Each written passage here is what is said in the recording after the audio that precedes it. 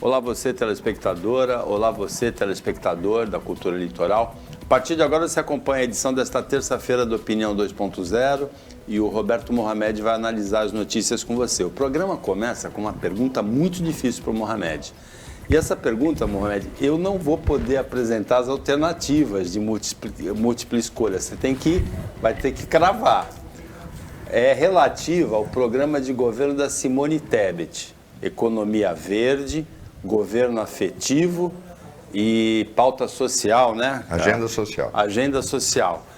Qual foi o palavrão que o Renan Calheiros falou? Aonde ele mandou colocar essa pauta da Simone Tebet quando ele viu isso na televisão, Mohamed? Você sabe qual foi o palavrão ou não?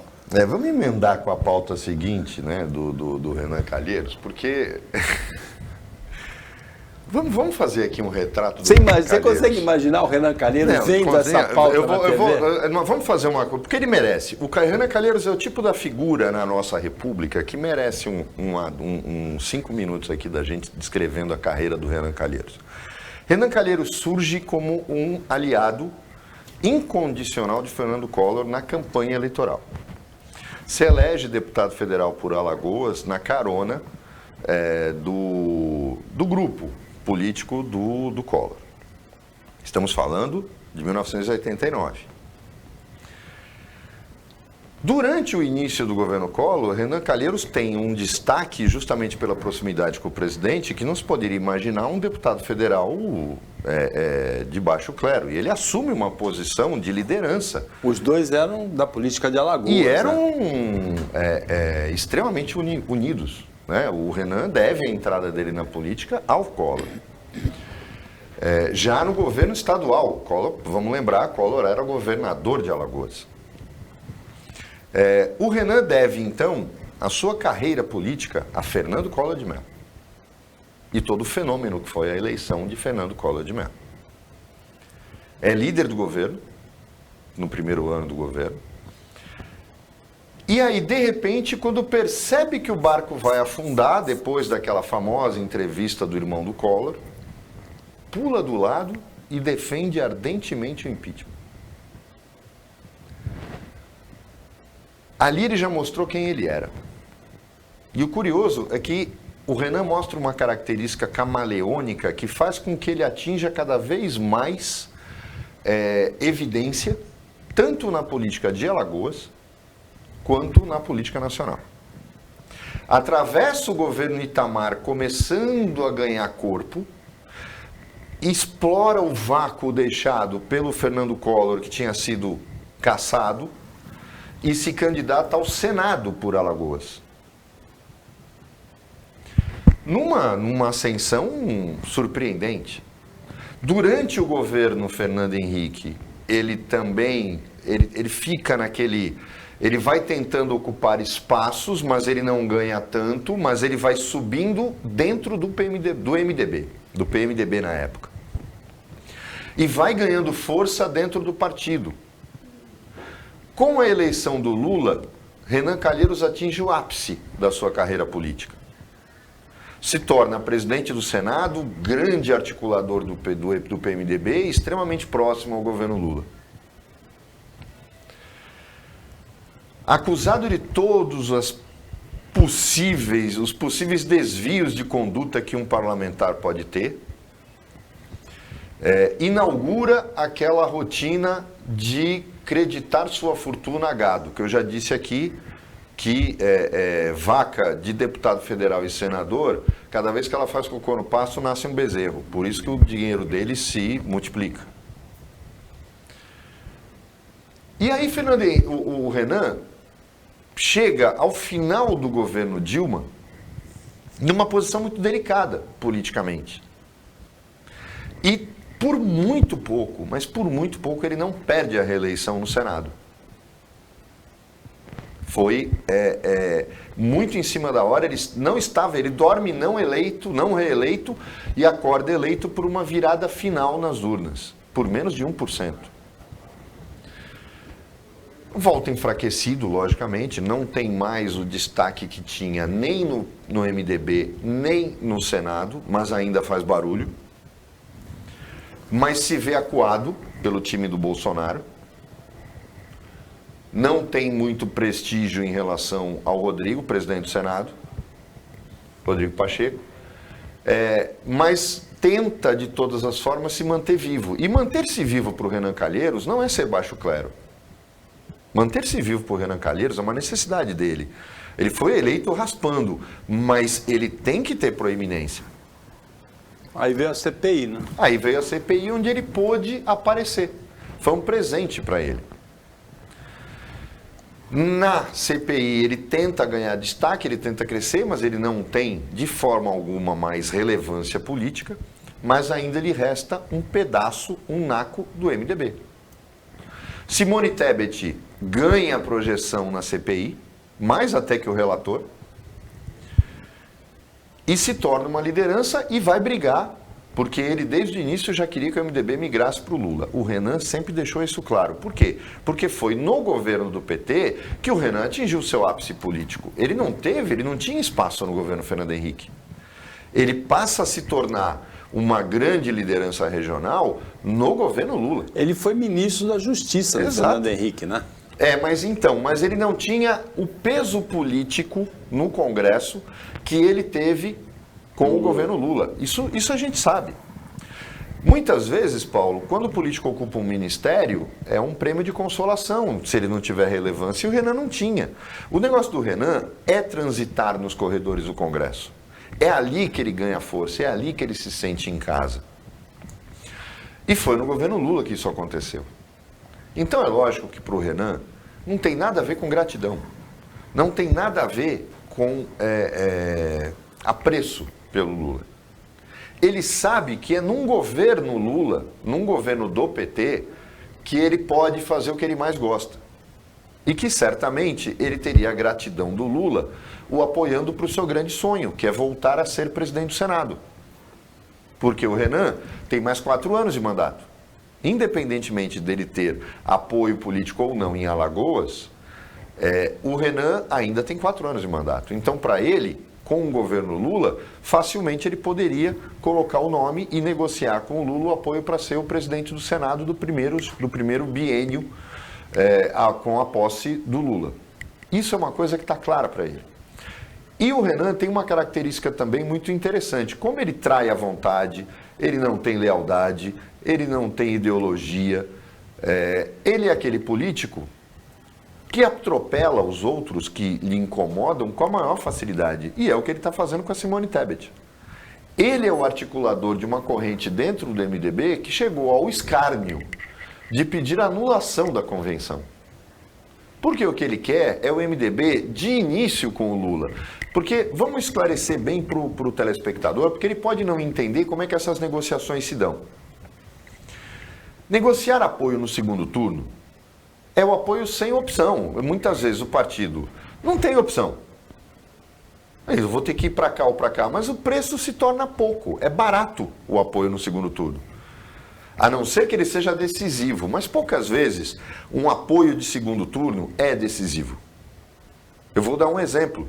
O apoio que o SCAF deu para o Márcio França no segundo turno da eleição passada para governador quase foi decisivo. Foi por muito pouco. Não fosse a esperteza do Dória de contrapor o apoio do SCAF ao Márcio França à criação de uma suposta aliança com o Bolsonaro que jamais existiu. Ou seja, enquanto o Dória se apoiou numa mentira para ter chance no segundo turno, o apoio do SCAF foi decisivo para o Márcio. É este apoio decisivo que o Renan sabe que o MDB não vai ter. O MDB chega diminuído para o segundo turno. Ele pode dar apoio visando governabilidade pelo número de parlamentares que tem, mas ele não vai ser decisivo para um segundo turno de eleição. Então, o Renan sabe que o preço do apoio do MDB é muito baixo no segundo turno e que a única possibilidade dele garantir uma negociação em que o Lula se comprometa a lançar o Renan como presidente do Senado no início de mandato é apoiar agora, no primeiro turno, que é tudo que o PT quer. Ter o MDB com o PT desde o início. Isso não vai se refletir em pesquisa? Não. É que você já trazendo o MDB neste momento, você traz tempo de TV, você traz fundo partidário, você traz a estrutura do MDB, que é a maior estrutura partidária de diretórios municipais que qualquer partido tenha, porque é a herança do antigo MDB, do bipartidarismo. Sempre foi a maior moeda do MDB, essa estrutura partidária que ele tem de diretórios municipais. E aí ele chega num primeiro turno fortalecendo essa chapa e já definindo, olha, esse ministério é seu, e o Renan vai colocar na mesa ser presidente do Senado. Isso já está claro. Para ele, a Simone Tebet está atrapalhando. A Simone Tebet tem 2% nas pesquisas. 4% na atual, na de algumas. Hoje. Vai, mas ela não vai chegar a 5%. Eu lamento isso, porque eu acho que a Simone Tebet poderia ser a opção real de terceira via. Infelizmente, não dá tempo.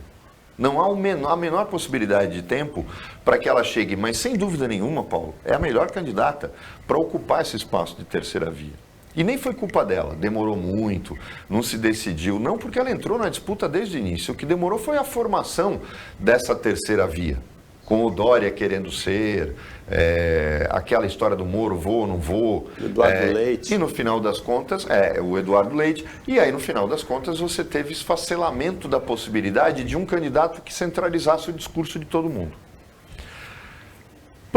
Pro Renan Calheiros, então, fica claro o seguinte: Simone Tebet é aquela pedrinha que entrou no seu sapato e você não pode tirar. E ele está louco para dinamitar a candidatura dela. Aí agora ele sacou da cartola, ele pega um aliado, ou seja, um laranja, fala para o cara impugnar a convenção do MDB para que o tempo se encarregue de tornar inviável a candidatura e eles poderem migrar para o apoio ao Lula já no primeiro turno. É isso que o Renan Calheiros está fazendo. Então, o aliado do Renan Calheiros, Hugo Caju, lá de Alagoas, delegado à Convenção Nacional do MDB, ele entrou com esse processo dizendo que a plataforma escolhida para a convenção não garante o sigilo do voto do convencional do PMDB. E o sigilo do voto está no estatuto do MDB. Mas o partido já declarou que não tem nada a ver. Não, isso porque que não manteve, tem prova nenhuma. Manteve a convenção para amanhã. O discurso dele é mais ou menos o mesmo do Bolsonaro das urnas eletrônicas. Falou, eu não acredito porque eu não acredito. Teve gente aqui no programa que já falou isso. Falou, você acredita nas urnas? Não, não acredito nas urnas. Por quê? Não sei, porque eu sou o Zé Mané. É por isso. A gente já sabe que é esse o discurso das pessoas que não têm a menor capacidade de raciocínio e que acreditam em tudo que o nosso psicopata na presidência fala. Você não acredita nas urnas? Não, não acredito nas urnas. Por que você não acredita? Não sei, porque sou uma besta. É isso, a resposta é mais ou menos essa. E a mesma coisa o cara, ele faz um pedido para... Mas ele está querendo criar, Paulo, o fato político. E eu acho que é isso que o Renan quer.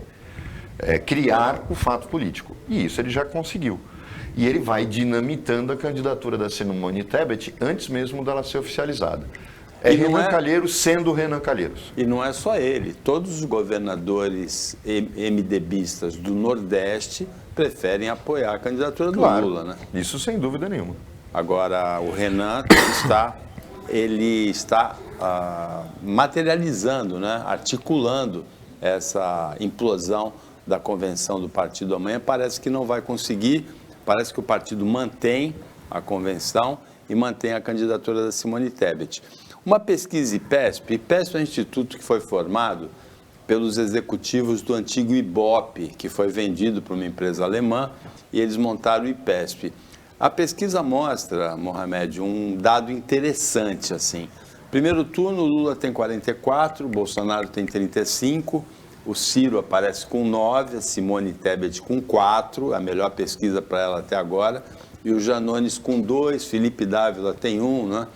Agora, o interessante é que no segundo turno, o Lula pula de 44 para 53 contra o Bolsonaro. E o Bolsonaro fica estacionado de 35 para 36. Ele não agrega nada nessa pesquisa em relação ao segundo turno. Você acha que isso é real? Vivem me fazendo essa pergunta. A gente é comentarista político de TV e as pessoas acham que a gente vê a eleição de uma outra forma. Às vezes, sim.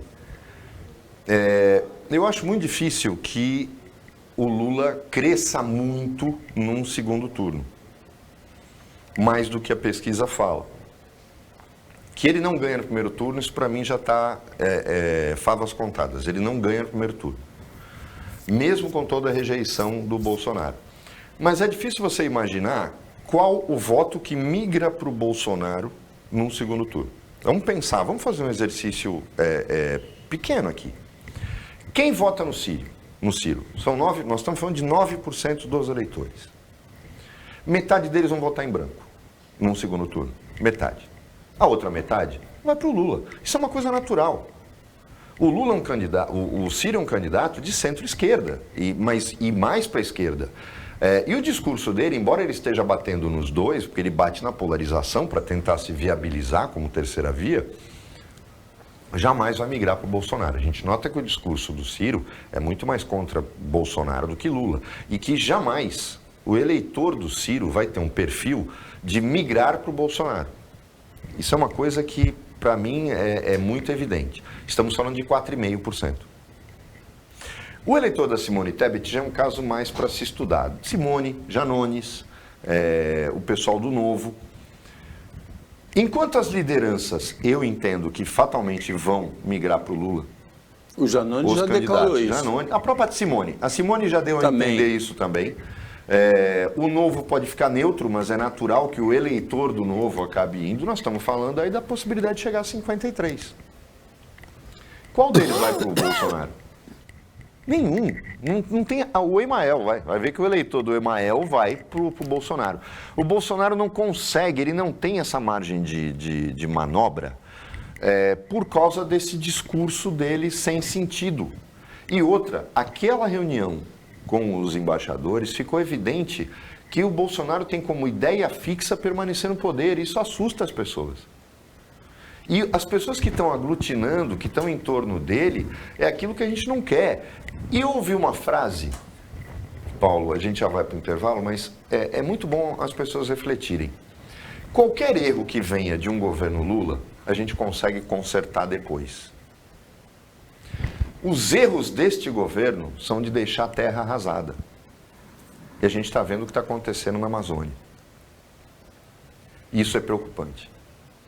O estrago que ele está fazendo na cúpula das Forças Armadas, dividindo uma instituição de Estado, mas que ainda tem alguns saudosistas de um período negro da nossa história, isso é uma coisa que pode demorar décadas para a gente se recuperar. E o estrago que ele está fazendo na imagem do Brasil lá fora é pior ainda. A gente vai falar no segundo bloco da postura em relação à Ucrânia, mas é muito mais grave do que isso e a gente vai falar no próximo bloco. O Opinião volta depois do intervalo.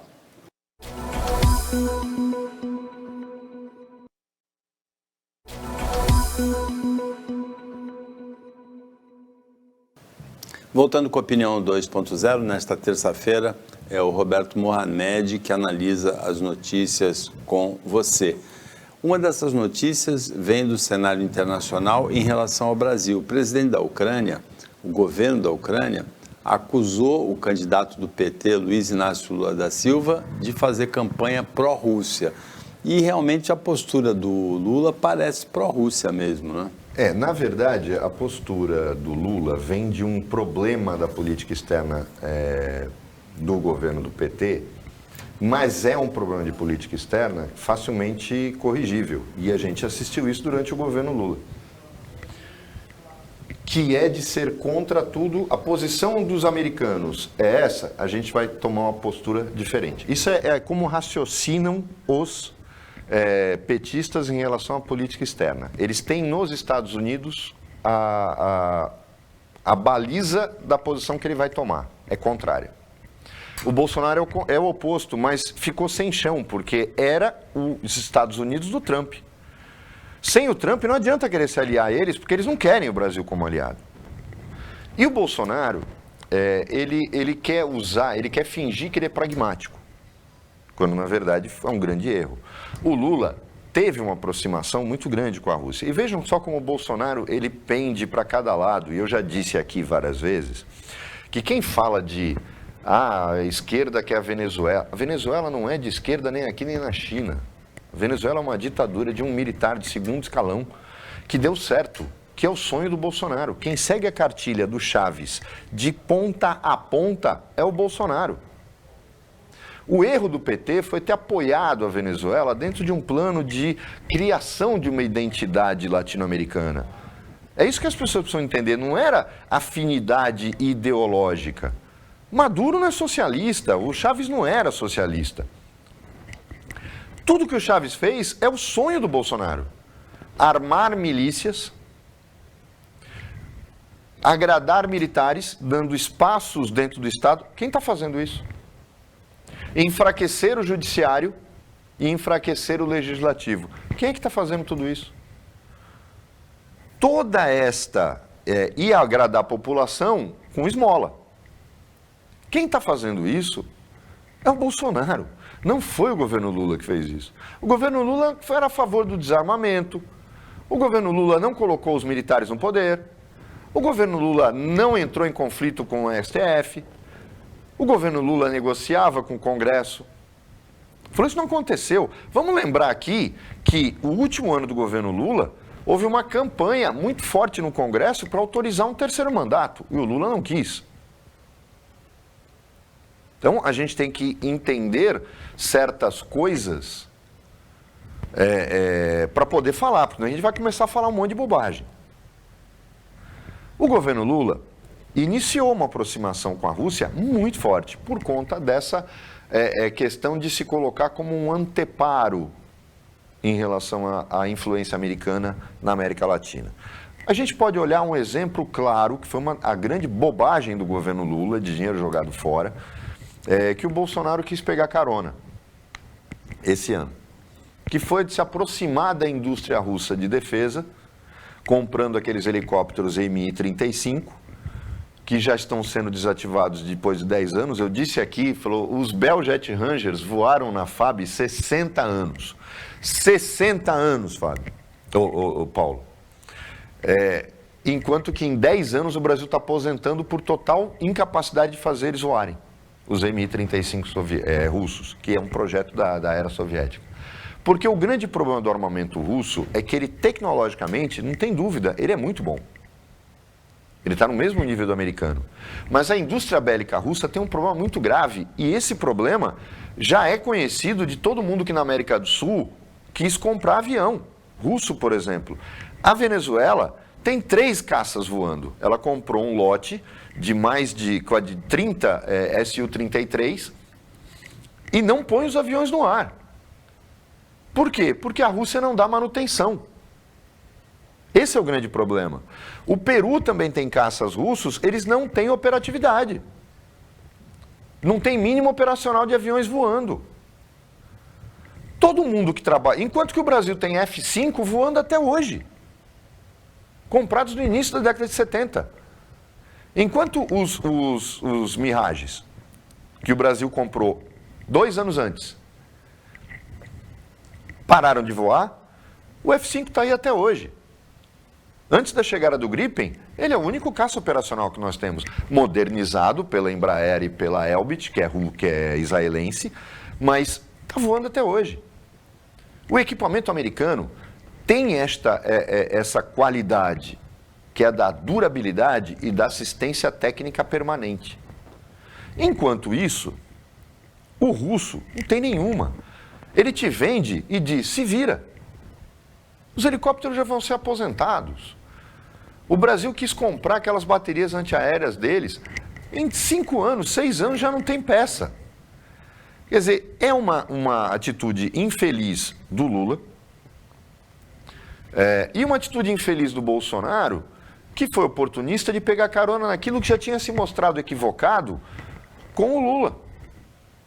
Agora, quando alguém começa a falar para mim, não, porque os militares são honestos, são patriotas, são isso, eu falo, amigo, nenhuma indústria dá mais comissão do que a indústria de defesa.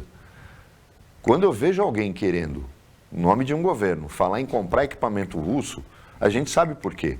São as maiores comissões pagas no mercado. Então não venham falar de honestidade, porque corrupção no Brasil é uma coisa endêmica em qualquer área da nossa vida política, infelizmente. Empresários e banqueiros importantes do país aderem artistas, esportistas também ao Manifesto pela Democracia, que deve ter um ato público no dia 11 de agosto. Juristas Paulo, também, né? Todas as pessoas sérias não admitem essa questão da urna. Eu fico espantado quando eu vejo gente que presidiu eleição no Estado falando de urna, né? A mesma pessoa que prega a intervenção das Forças Armadas, né? Quer dizer, um membro da magistratura fica falando esse tipo de bobagem e a gente vê que isso acontece, infelizmente, com muita gente. E normalmente é o que eu falo, você bota uma pessoa aqui para falar que não confia nas urnas, ela não justifica. Não existe. Aí, olha os argumentos. Não, porque foram várias denúncias, várias suspeitas. Aonde? Nunca houve nenhum tipo de suspeito. O Brasil é modelo para o mundo, pela rapidez e pela confiabilidade do sistema. Pode haver, amigo, pode haver em qualquer sistema. Agora, querer imprimir voto para o miliciano conferir na porta na saída da junta eleitoral, se você vendeu o seu voto direitinho, porque é isso que eles querem fazer.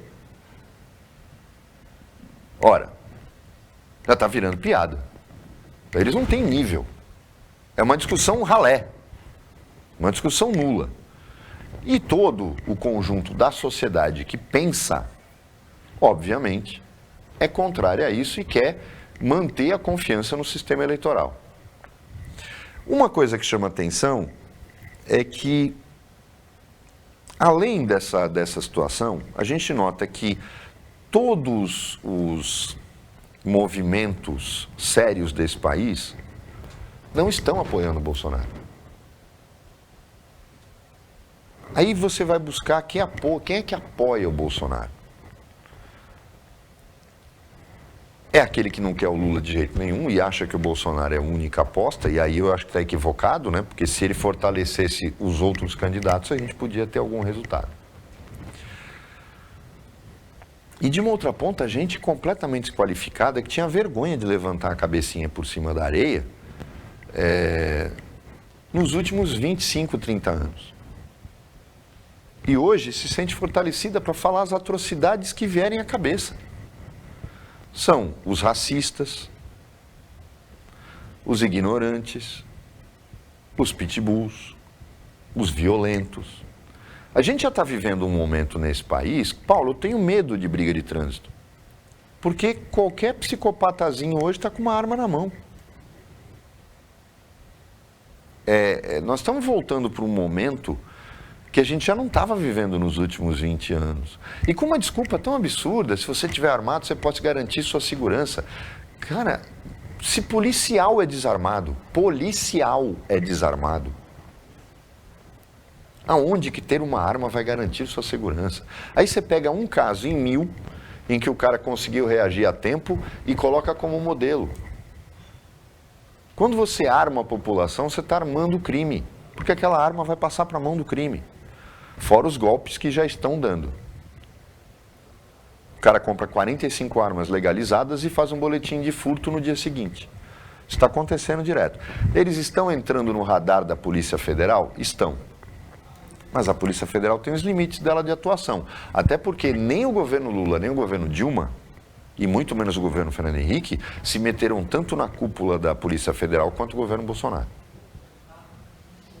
Mas a base da Polícia Federal, obviamente, está monitorando esses caras. O cara pensa que ele é esperto, faz um boletim de ocorrência. Peraí, não furtaram maço de cigarro, furtaram armas.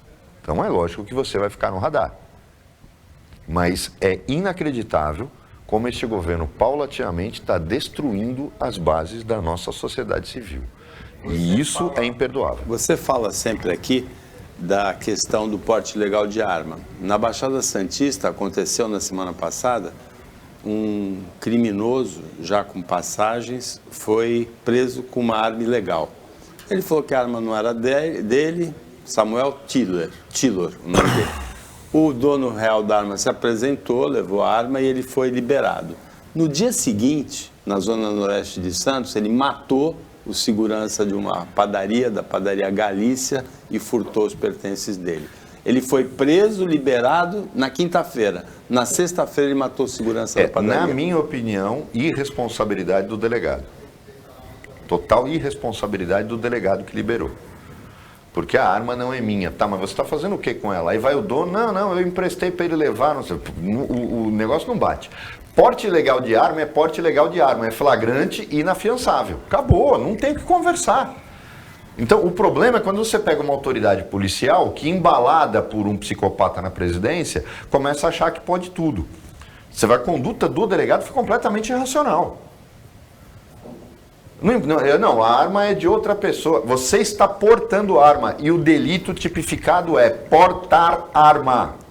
Portar arma. Não importa de onde veio aquela arma. Minha mãe me deu. Dane-se você e sua mãe. Você está preso, é flagrante. Como é que um delegado solta? Ah, o dono foi lá, não, eu deixei ele levar ela para mim. Falei, isso não existe, está aí. Agora, por isso que eu falo que no Brasil não existe uma coisa que no direito é prevista, mas a gente não aplica. Nenhum juiz aplica. Nenhum juiz. Mas eu já vi promotor ir atrás da tese, mas infelizmente o judiciário não aplica, que é a cadeia de responsabilidade. Vamos pensar bem. Na cadeia de responsabilidade, o delegado ia responder junto.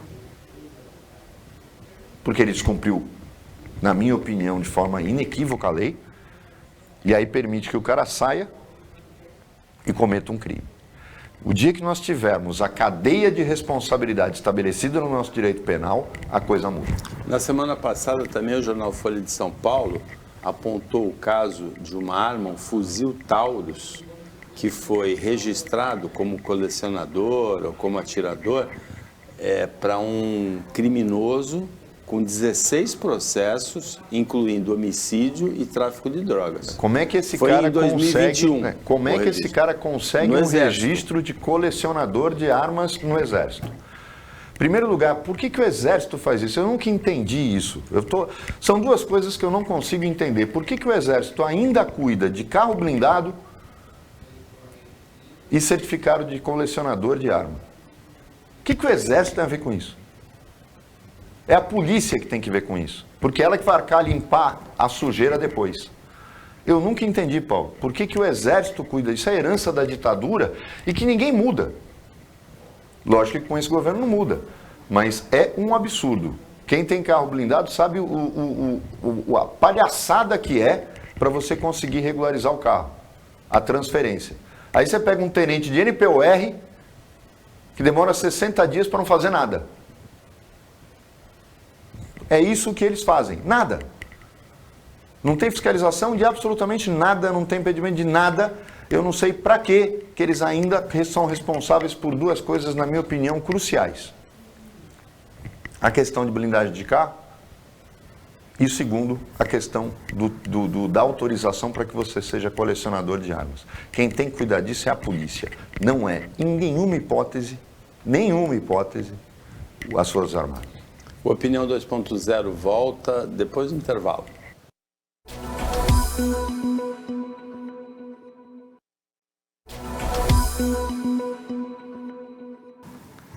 Voltando com a Opinião 2.0, é o Roberto Mohamed que analisa as notícias com você. E uma notícia que a gente analisou ontem, aqui uma notícia muito triste, foi a morte num acidente de motocicleta na manhã de sábado, madrugada de sábado, do empresário de educação Valdir Lanza. 57 anos. Eu recebi a notícia, foi um sábado de manhã, eu estava em Campos do Jordão, estava inclusive com uma pessoa, um amigo, o Tarso Coutinho, que já esteve aqui no programa também. Nós estudamos juntos com o Valdir e a questão de um mês e meio atrás houve um encontro de ex-alunos do Colégio Santista e todo mundo perguntou do Valdir. E aí eu, coincidentemente, encontrei com o Valdir 2 semanas depois, falei isso para ele, falei, mas pô, eu estava louco para ir, mas aquele dia não deu. Nós estudamos juntos numa fase da vida em que fica gravado na memória de todo mundo. Era uma pessoa que quem conviveu com ele sabe, extremamente amável. O Valdir era incapaz de uma grosseria com qualquer pessoa. Passou a vida dentro do ramo da educação, com a mãe e o irmão, na gestão da Unimonte, depois montou a UniBR. E foi uma coisa muito triste, porque quando você perde alguém que tem a tua idade, que estudou com você, que é da sua geração, é uma coisa, a gente às vezes fala que fica fanático por se cuidar, faz check-up toda hora e tal, e num segundo tudo vai por terra e acaba sem você ter... Por isso que eu acho que a gente tem que ter responsabilidade de construir patrimônio, de ter tranquilidade na vida, mas a gente não pode esquecer de viver.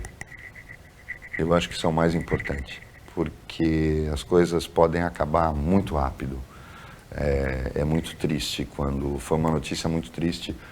Eu mandei eu mandei mensagem para o Tarso até naquela hora. Eu tinha acabado de falar com ele quando eu soube do que aconteceu. E a gente ficou muito chateado com isso, porque nós tivemos uma convivência muito intensa num momento das nossas vidas. Mas eu acho que a lição que fica é de que a gente não sabe o que pode acontecer na próxima esquina. Então, ficar só pensando em futuro, a gente tem que pensar no presente também. Acho que essa é a notícia, é a maior lição que o que aconteceu com o Valdir deixa. Tem uma notícia que talvez tenha repercussões aí na campanha presidencial.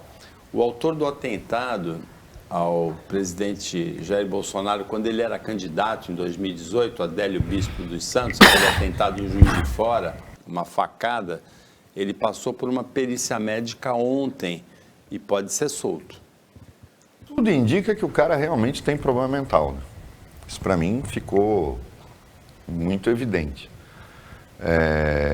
E eu não sei por que o Bolsonaro fala disso como... lógico, ele fica usando, mas foi por causa da facada que ele se deu bem. Não estou dizendo que a facada, mas veja bem, ela deu argumento para ele não ir em nenhum debate no primeiro turno, deu argumento para ele não ir nos debates do segundo turno e fazer com aquela eleição o que querem fazer com essa, de ficar um discurso de quem é menos pior, sem nenhuma proposta. Gente, não existe proposta para o país. O que é proposta do Bolsonaro? Fazer índio trabalhar, vender minério clandestino. Ele já falava isso na campanha. Armar a população. Já era o que ele queria. Tinha algum projeto de país? Não. Tanto que ele coloca um lixo como ministro da Economia. E agora deu uma entrevista há pouco tempo que não vai mudar ministério nenhum. Vocês viram quem ele colocou no meio ambiente, quem ele colocou... isso quando ele assumiu. Quem ele colocou nas relações exteriores. Não tinha... O governo dele já começou com a cara de um governo que vem com base numa coisa que foi ruim, jamais poderia ter acontecido... E não poderia ter acontecido mesmo, porque para o bem da política, a campanha eleitoral talvez tivesse tomado outro rumo, o Paulo. Em sã consciência, aquela facada só beneficiou a vítima. Só a vítima. Né? Politicamente. Então, lógico que aconteceu? Houve um prejuízo. Sim, mas acontece que o problema todo é que o Bolsonaro não pode esquecer que deve à eleição, a subida dele vertiginosa, infelizmente, aquilo. Quer dizer, o bispo, na verdade, fez o que ele fez foi contra o país, porque ele permitiu que a gente tivesse uma eleição decidida na base das afirmações sem base, da falta de programa de governo, da falta até de promessas. Por quê? Porque ele não foi em debate nenhum, justificando que a saúde dele não permitia. Então, este momento foi muito ruim para o país. Esse momento foi muito ruim para o país. Eu espero que nesta campanha, apesar da quantidade de loucos que a gente tem por aí, isso dos dois lados, eu não suporto fanático.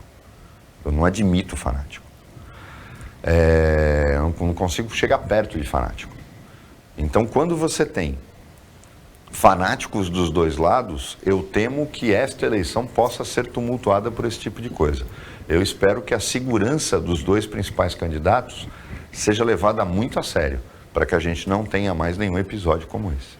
Agora, o Bolsonaro, você começou a se referir ao público dele, ao eleitor dele, No domingo, o PL, numa grande festa no estádio do Maracanãzinho, né, no ginásio do Maracanãzinho, no Rio de Janeiro, promoveu a convenção que oficializou a candidatura à reeleição do presidente Jair Bolsonaro. E o discurso do Bolsonaro, teve discurso da Michele Bolsonaro também. Dizendo que ele é o escolhido por Deus. Exatamente, mas o discurso do Bolsonaro foi focado no evangélico, no agro e no militar. Mas é o público dele. Você vê que ele só fala para esses três públicos e para os outros débeis mentais que batem palma como foca. O que o Bolsonaro faz é esse tipo de discurso. É o militar, o agronegócio, a razão pela qual o Brasil passa por um processo de desindustrialização que nunca teve e que vai pagar caro no futuro. Isso vem lá de emenda com o que eu falei no primeiro bloco. O governo Lula, os erros dele, você consegue corrigir em 4 anos. Os erros do Bolsonaro não, ele está sucateando. Mas 4 anos de agronegócio transforma o Brasil num país agrícola de novo. Ele vai jogar fora o que a própria ditadura militar, que ele tanto elogia, fez, que foi perseguir a industrialização. Ele está transformando o Brasil num país agrícola. Isso é péssimo para nós. Eu não sou contra o agronegócio, gente, mas você tem que ter os dois lados. Nenhum país cresce sendo agrícola, nenhum país. E o discurso dos evangélicos, por quê? Porque basta você comprar um pastor, comprar um bispo, comprar um líder, você compra o rebanho todo.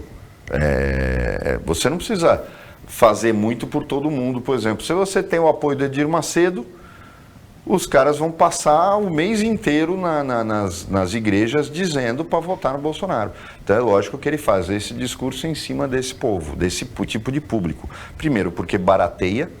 Quando você vai para qualquer situação, você busca um eleitorado que é hierarquizado, fica muito mais fácil, porque você compra a cúpula. Você seduz a cúpula. E você seduzindo, comprando a cúpula, sai muito mais barato para negociar e muito mais fácil. Mas, felizmente para nós, juntando tudo isso, não dá para ganhar a eleição. A Caixa Econômica Federal anunciou um acordo com o Corinthians relativo à dívida da construção do estádio. Parece que ficou em 600 milhões em 30 anos. O Corinthians não vai pagar nunca aquele estádio. E a Caixa não vai receber nunca aquele estádio, que foi um presente do Lula para o time do coração dele. Isso aí acabou. Não adianta ficar... A gente vai ver isso de tempos em tempos, porque o Corinthians não consegue pagar. E o Corinthians não vai pagar nunca esse estádio. Mas o estádio é dele, ninguém tira mais. Agora, veja, o Lula, corintiano, ele articulou esse estádio do Corinthians que foi construído para a Copa de 2014. Inclusive, a abertura da Copa de 2014, o jogo entre Brasil e Croácia, foi o que hoje se chama Arena Neoquímica. O Bolsonaro, que é palmeirense, em encontro com empresários, também nesta semana, na semana passada, ele prometeu um estádio para o Flamengo. Acerto com o Corinthians na Caixa... Estádio para o Flamengo. Desespero eleitoral, é o que eu estou falando. Foi como o aumento do Auxílio Brasil, o Vale Caminhoneiro. Ele está querendo, ele está desesperado. E isso aí é rasgar dinheiro que não é dele, né? Ele está fazendo com o nosso. Você vê que o desespero é tanto que agora ele quer fazer o quê? Ele acha que ele vai tirar o voto dos corintianos do Lula, ele acha que ele vai tirar o voto dos flamenguistas do Lula, como se a eleição fosse isso, né? A gente sabe que não é. Até porque o Flamengo tem uma relação tão umbilical com o Maracanã que o estádio para o Flamengo nunca foi uma questão de ideia fixa da torcida, Paulo. Nunca... É que o Pacaembu já era acanhado. Mas o Corinthians sempre teve no Pacaembu a sua casa. Mas o sonho de ter o estádio até estava acalentado neles. Porque o grande estádio paulista não é público, é particular, que era o Morumbi. E depois você tem os dois dos times. Então, o Allianz Parque e o Morumbi. Mas o grande estádio paulista, que era o equivalente paulista ao Maracanã, era o Morumbi, que é do São Paulo. Não havia um estádio público. O Pacaembu é acanhado e uma parte dele é tombada. Então não dá para tentar ampliar ou fazer uma nova arena no Pacaembu. Então a situação é completamente diferente. No Rio de Janeiro, isso não existe. Por exemplo, o Botafogo tem a casa dele, é um estádio público, que é o Engenhão. Arrendado. Mas é um estádio público. O Maracanã sempre foi a casa dos times cariocas. O Bolsonaro disse que articula a construção, né, a viabilização de um estádio para o Flamengo no terreno do gasômetro, com a Caixa Econômica Federal. E isso seria criminoso. Eu acho que se ele fizer isso aí, que ele tem que ser preso mesmo, porque isso é privatizar o dinheiro público. Como ele já quis fazer no início do mandato dele, um autódromo no Rio de Janeiro. E aí mostraram para ele que nem a FIA ia ser louca de fazer aquilo. Você vai acabar com a Fórmula 1, por exemplo, ela tem aqueles autódromos ou circuitos, até os de rua, que são tradicionais. Você não consegue mexer nisso. É como um cara achar que vai chegar na Inglaterra, construir um estádio novo e vai tirar de Silverstone uma corrida de Fórmula 1. Isso não tem lógica. Quando você tem autódromos sem muita tradição, eu vou dar um exemplo aqui, o de Estoril em Portugal. Há a possibilidade de que você tenha uma nova corrida em Portugal, vão construir um estádio para isso, mas porque Estoril foi desativado. Porque haviam interesses imobiliários lá. Mas Estoril nunca foi uma corrida tradicional da Fórmula 1. Então, aí quando você fala de Interlagos, foi no mínimo uma loucura dele, mais uma. E ele tentou, não deu certo. Então agora o que ele quer fazer?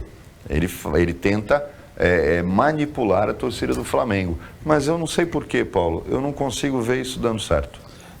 Uma coisa que me chamou a atenção bastante foi no começo de 2021, aquela final entre o Palmeiras e o Flamengo. O Bolsonaro, que é palmeirense, falou que ia torcer pelo Flamengo. Porque ele fez as contas, né? A torcida do Flamengo é maior que a torcida do Palmeiras. No final ele acaba perdendo as duas.